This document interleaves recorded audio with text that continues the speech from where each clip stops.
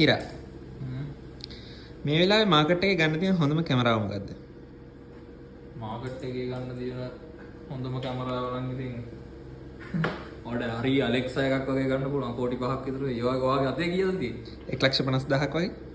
1,50,000ක් මොනවද කරන්නේ? Birthday shooting වගේ. වීඩියෝද ෆොටෝද දෙකම. ඕකේ.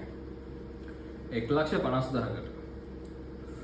1,50,000කට ඔයාලට වීඩියෝ ෆොටෝ දෙකම කරන්න ඕන නම් මම පළවෙනිම ගත්ත කැමරාව ගත්තොත් ඔයාලට දෙකම කරගන්න පුළුවන්. මොකද මාත් එහෙම පටන් ගත්තා. මම පෙන්නන කැමරාව තමයි OG කැම් එකක් මේක. දන්න කට්ටිය දන්නවා. Canon EOS M50 ආතල් කැමරාවක් මේක. හරිම කියුට් පොඩි චූටි පැකේජ් එකක්.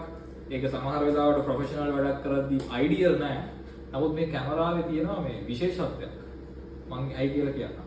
මේ තියෙන කැමරා එක රයිට්. මේ තියෙන කැමරා එක.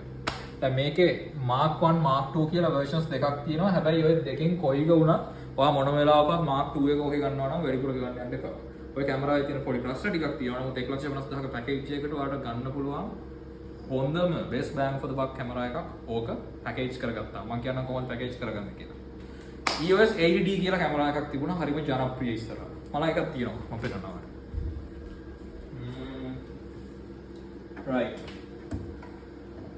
මේ කැමරාව කට ගහපු කැමරා එකක් මේ යාළුවාගේ කැමරා එක. මේ කැමරා එක ගත්තොත් වීඩියෝ, ෆොටෝ දෙකටම ලෙජෙන්ඩරි කැමරා එකක් මිඩ් රේන්ජ් එකේ තියෙනවා.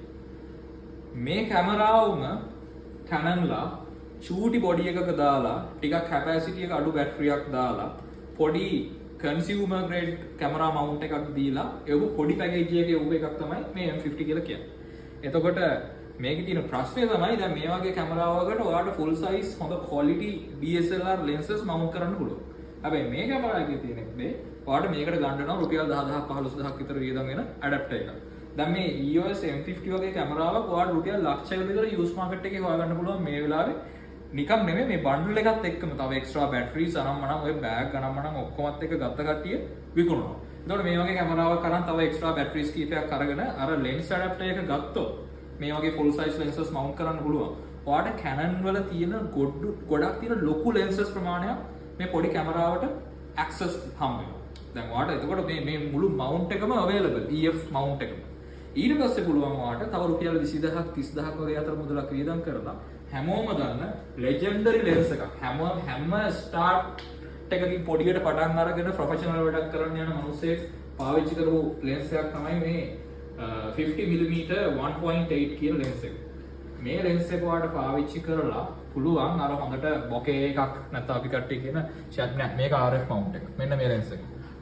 හොඳට බොකේ එකක් එන විදිහට අර shallow depth of field තියෙන ලස්සන images ගන්න ලස්සන videos capture කරන්න පුළුවන්.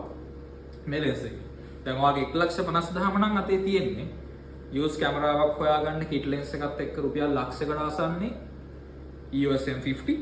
තව රේන්ජ් එකේ තියෙනවා. නමුත් ඔයා වීඩියෝස් විශේෂයෙන්ම කරනවා. නමුත් මේ කැමරාවේ 4K වාට රෙකෝඩ් කරන්න පුළුවන්. නමුත් ප්‍රශ්නේ තමයි 4K රෙකෝඩ් කරද්දී ඔටෝ ෆෝකස් එච්චරම මේකේ මේ සස්ටේනබල් නෑ. ඇත්තටම ඔයාලට මැනුවල් තමයි ෆෝකස් කරන්න වෙන්නේ. 4K අමතක කරන්නකො.